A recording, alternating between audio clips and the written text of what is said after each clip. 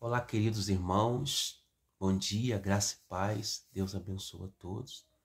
Estou passando por aqui para poder fazermos o resumo do capítulo 1 do livro de Neemias. Nós, da Assembleia de Deus Ministério Águia, estamos no propósito de 21 dias de oração e jejum. E na oportunidade também estamos lendo o livro de Neemias e o livro de Esther. Eu acredito que será um tempo rico para nós, um tempo de aprendizado e um tempo também de muita experiência espiritual, porque todas as vezes que nós colocamos no nosso coração de alcançar o céu através da oração, através do jejum, algo surreal acontece, algo sobrenatural acontece na nossa vida. Então estou aqui já desde cedo, orando, estudando.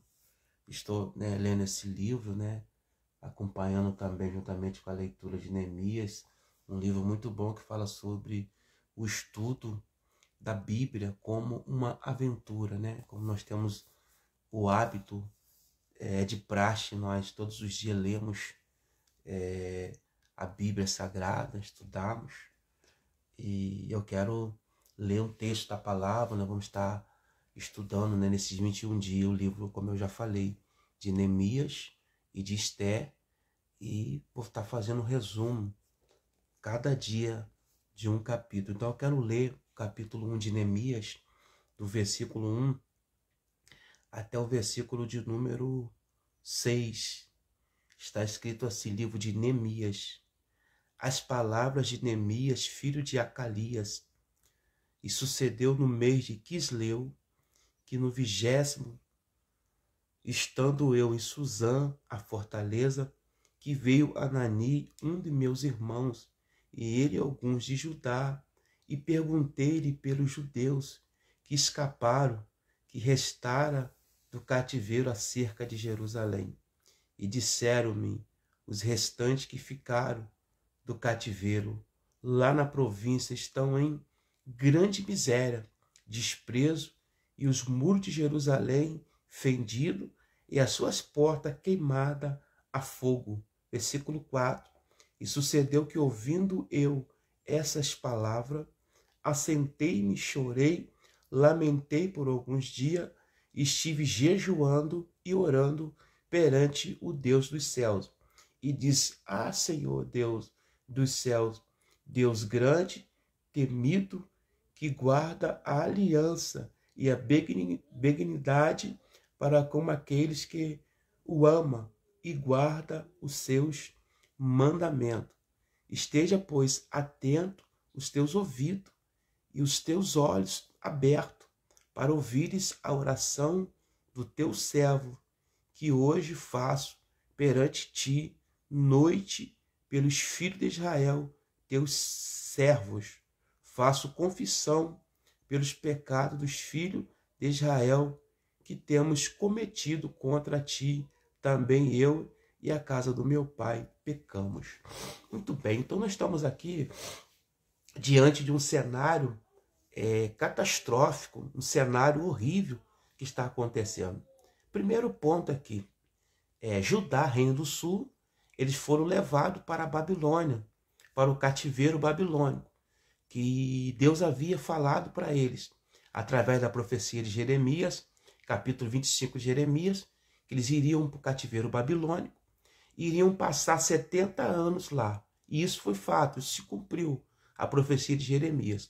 Após 70 anos, o rei Ciro, o rei da Pérsia, ele assina o decreto para ajudar a voltar para sua terra natal, para Jerusalém.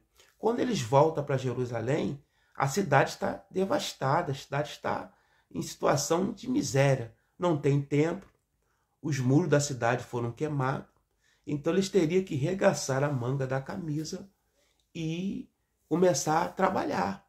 Então eles começam a construir o templo, eles constroem o templo primeiro. A primeira leva que voltaram da Babilônia para Judá veio sob o comando de Zorobabel e Josué, o sumo sacerdote. Eles iniciaram o templo, começaram a reconstruir o templo, tiveram o apoio do profeta Ageu e o profeta Zacarias, que foram os profetas que encorajaram eles para poder eles reconstruir o templo. O templo era totalmente inferior ao templo de Salomão, era um templo bem menor, não tinha magnitude, não tinha aquela grandeza do templo de Salomão. Porém, existe um detalhe aqui. Esse detalhe é que, apesar de o segundo templo, não ter a magnitude, a grandeza do primeiro templo, o segundo templo o próprio Messias ia colocar as plantas dos seus pés. Por isso que o profeta Ageu, no capítulo 2, versículo 9, diz que a glória dessa última casa será maior do que a primeira. Então, quando ele está se referindo à glória dessa última casa será maior do que a primeira, não está se tratando de bênçãos, está se tratando de como muitas pessoas pregam dizendo que Deus vai mudar, não. A glória da última casa é o Messias que iria colocar os seus pés ali, como de fato ele colocou, ele pregou naquele tempo. Muito bem, o templo agora está pronto, precisa fazer os muros da cidade, porque a cidade naquela época, sem muro, era uma cidade vulnerável. Então eles precisam fazer um muro. Na cidade, antigamente, existia 2 muros. O muro interno e o externo. Então, agora, o comando agora das nações estão sob o império da Pérsia. Já não é mais o rei Ciro, já tinha passado. Agora já era o rei Artaxerxes. E Neemias, aí aparece o personagem Neemias aqui. Quem era Neemias? Neemias ele era copeiro do rei Artaxerxes. E quando Neemias estava em Suzã, Suzã era a capital do império da Pérsia, os judeus já haviam voltado, reconstruindo o templo, só que a cidade está ainda em reconstrução. É muito difícil quando você pega uma reconstrução. Se você pegar um construtor, um mestre de uma obra, ele vai falar para você que ele prefere pegar uma obra do zero do que pegar uma reconstrução. Então, a cidade havia construído o templo, porém, a cidade está sem os muros. Então, Neemias ele era copeiro do rei Artaxerxes. E Neemias agora pede informação. Vem alguém de Jerusalém para a capital e Neemias pergunta, e aí, como está a cidade de Jerusalém? Porque ele era judeu. Ele tinha uma função. Neemias tinha o seu salário, tinha uma função de copeiro do rei. E quando Anani, irmão de Neemias, diz assim, olha, a cidade está em ruína, a cidade está em calamidade, a cidade está assolada, a cidade está sem muro, está sem proteção nenhuma. Aquilo dói o coração de Neemias. Vou reler novamente, quando Neemias pergunta no versículo 2, quem veio, melhor dizendo, que veio Anani, um de meus irmãos, ele e alguns de Judá.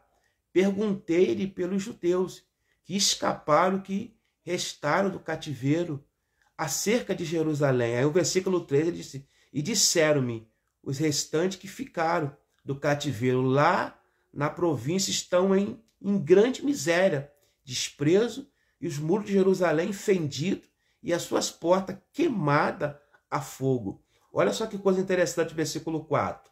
E sucedeu que, ouvindo eu essas palavras, assentei-me, chorei, lamentei por alguns dias, e estive jejuando e orando perante o Deus dos céus. Quero ressaltar aqui o versículo 4. Quando Neemias recebe a notícia de Anani, Neemias recebe aquilo ali como uma flecha, aquilo entra no coração de Neemias e aquilo arde o coração de Neemias e aquilo traz uma tristeza imensa na vida de Neemias, ao ponto do seu semblante, do aspecto do seu rosto, a sua fisionomia cair. Então ele era copeiro do rei, ele não podia apresentar diante do rei com um semblante caído, ao ponto daquilo interferir no seu trabalho. Mas existe uma coisa aqui muito interessante, uma revelação que eu quero deixar, essa revelação para vocês, para mim, para você, para nós, todos que vão assistir esse vídeo. No versículo 4, olha só a revelação. E sucedeu que, ouvindo eu essas palavras,